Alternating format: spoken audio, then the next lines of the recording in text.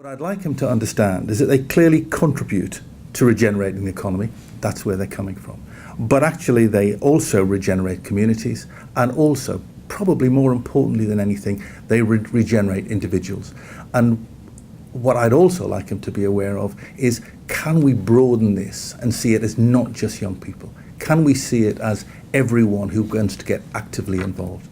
What I think is especially exciting around the apprenticeship programme is it has actually, more than any other skills strategy over a generation, captured people's imagination.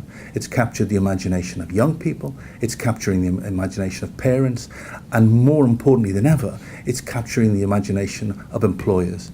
And you start to get the kind of strength, the virtual triangle, as I would describe it, of government, employers and providers working together to secure training opportunities for people, for employees, for those who want to enter work and for those who are already in work. We hear a lot about Germany. Germany's supposed to be the Valhalla of the apprenticeship framework. Well, if you look at what's happening in Germany, the reason that it is so powerful is that employers are actively involved. They're part of that partnership with government, and they work with practitioners, with providers. We are in Germany, we have a UK solution to skills, but actually that development I see is absolutely critical. In terms of the detail of the development, why do I think apprenticeships are beneficial? Why do I think they're valuable at the moment? One of the things that in my work around skills that I don't think we've done enough of and made enough development of is this notion of progression. We've not been able to capture progression. We've looked at qualifications, we've looked at employment, but actually we've not pushed people into progressive states.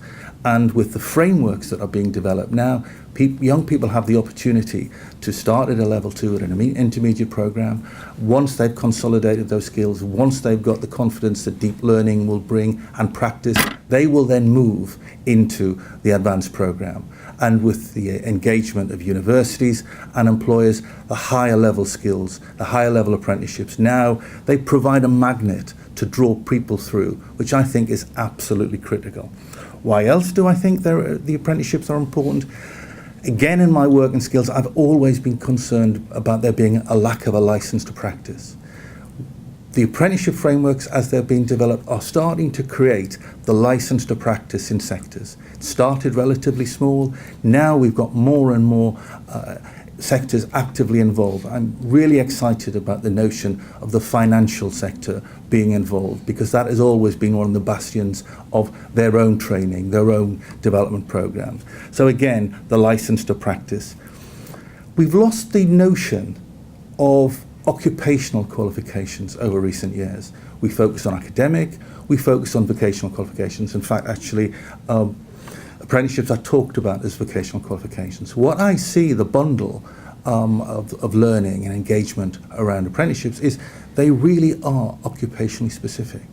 And I would like us to again revisit the notion of occupations. And again, that needs the buy-in, the leadership, the demand, the requirements of employers. And that's why I would always put them at the heart of that development.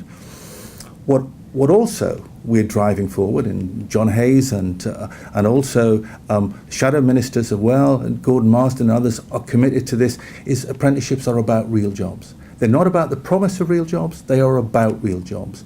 And as far as I'm concerned, any apprenticeship that pretends to provide the skills necessary for a job but doesn't involve working in a job, it's not an apprenticeship. And there may well be other ways of describing them, whether they're traineeships, whether they're internships, I don't know. But a real apprenticeship has a real job in a real context where the individual is supported by an expert in that practice.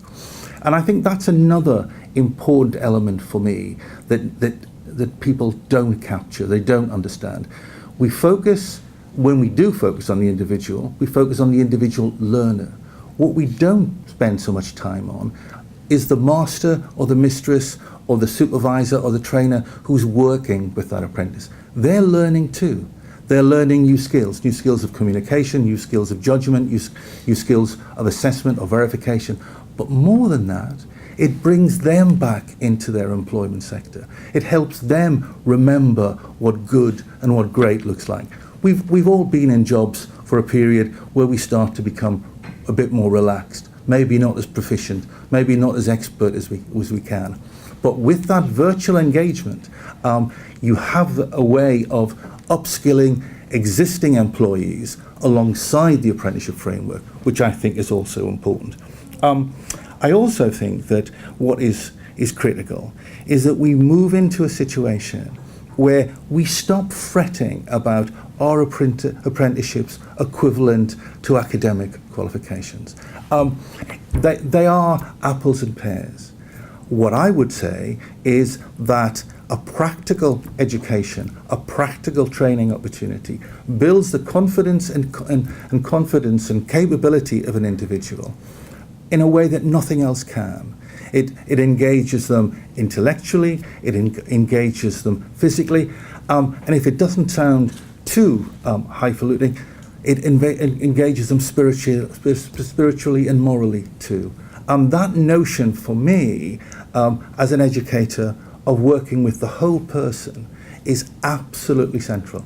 So in terms of, to wrap up, in terms of what I would say to Mr. Richard, yes, there are things we need to look at. We need more SMEs actively involved.